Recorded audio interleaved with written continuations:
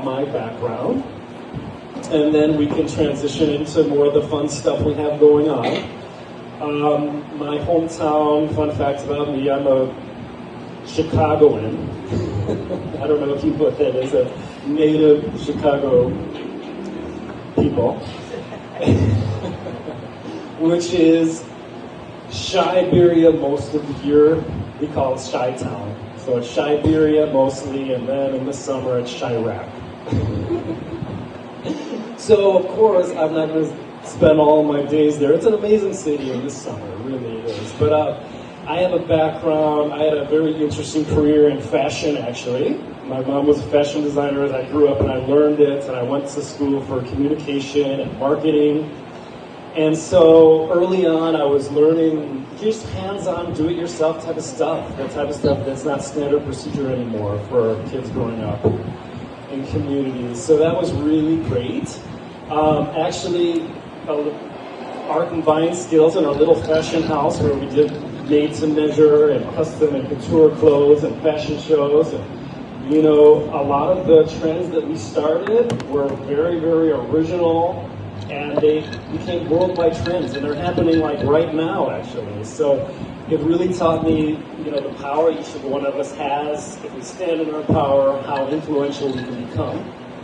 But did I get paid on any of that? So being an independent designer with small, with small brands? No. But it was a great learning experience, and I think creativity and design is such a big thing for each of us, especially now. I feel like now is the time that we should create, and we destroy the systems that no longer serve us by creating systems that do serve us, and that's part of the community too. So that's a little bit about my background. Now, a little bit about what my projects are right now, because I always had a mom that not only was teaching me about the philosophy of color and how color is therapy too, right, through design, which is Caribbean, of course. I love Mike, he has his bright orange shirt on. Yes. I'm seeing some colors going on. I mean, I love its Illuminati vibe here, but it's just a little too bland. I think this is the Caribbean. We got to spice it up with some color, you know. So beyond that, my mom has always been like a very avid researcher in the realm of alternative medicine, holistic, modalities, and I learned early on that there's no such thing as an incurable disease, you know. And I learned early on, because of her story, it was very inspiring how she got into design and how she got into healing herself, because as a little girl she had a very bad accident where she burned and most of her body was covered in scars, and she almost died, of course, in the hospital, and she had to decide, like, okay, I'm going to go on, I'm going to rebuild my self-esteem, my identity, I'm going to discover Vogue patterns, I'm going to make clothes, I'm going to make myself look nice, I'm going to make myself look good, and then part of that is healing too. So she just devoured everything, you know, that she could get her hands on back then, before the internet. So I grew up in that environment too, like learning I was detoxing my body in my teenage years, learning all about nutrition and the science of it, that just became a part of my identity. She always would tease me and say, "You're the only one in the family that actually listens to me," you know. And it's true, because none of my other brothers and sisters or my dad listen to anything she says, because she's kind of like you can probably see it in me, too. I get going and then she just never stops. But I kind of have that trait too. But that also, I mean, I became plant-based at 18 years old, you know, and I was getting into, of course, the design and part and the aesthetics and, you know, skincare and things like that. And now it's the first birthday I actually celebrated because of another part, but now I'm 43 cycles young, I can say. So, you know, just celebrating all that.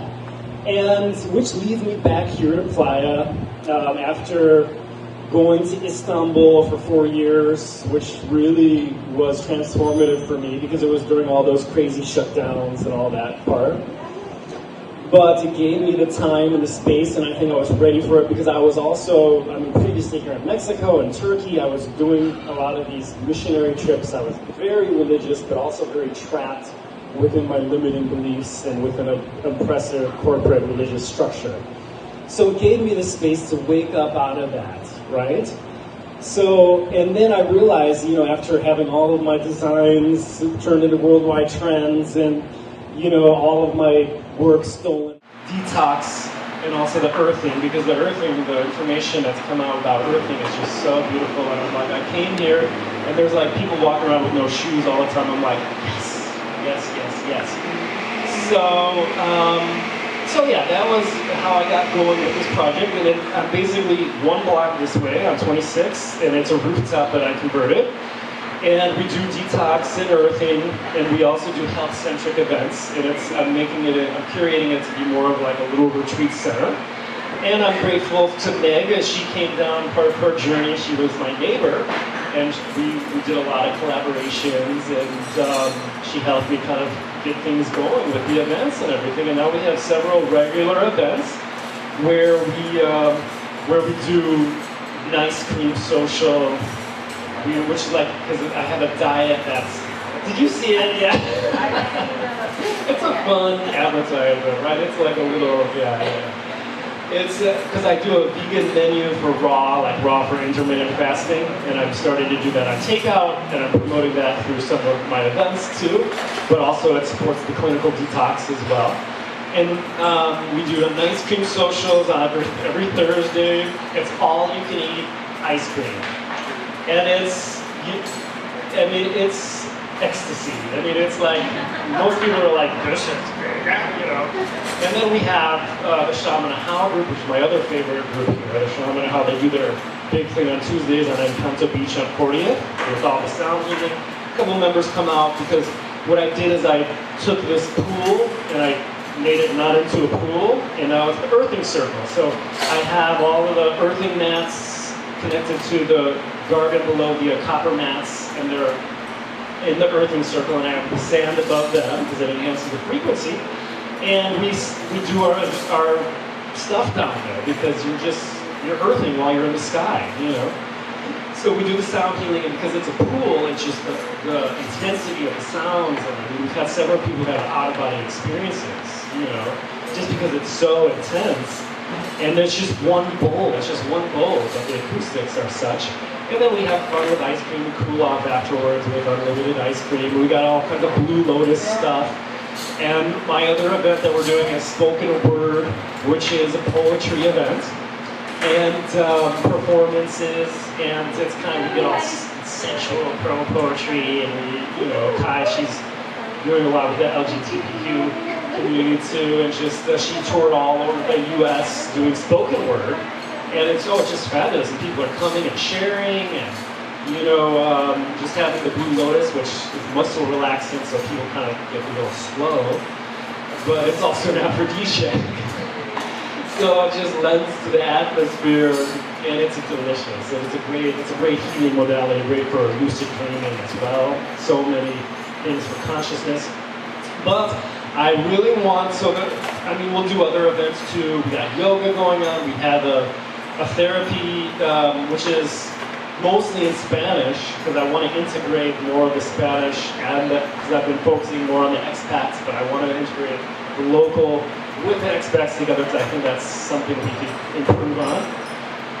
But it's going to be bilingual, and it's I don't know what it is in English, but in Spanish it's contra-analysis, like reverse analysis or something like that. But it's a whole course on, getting over limited beliefs and displacing negativity. And it's going to be on Wednesday nights.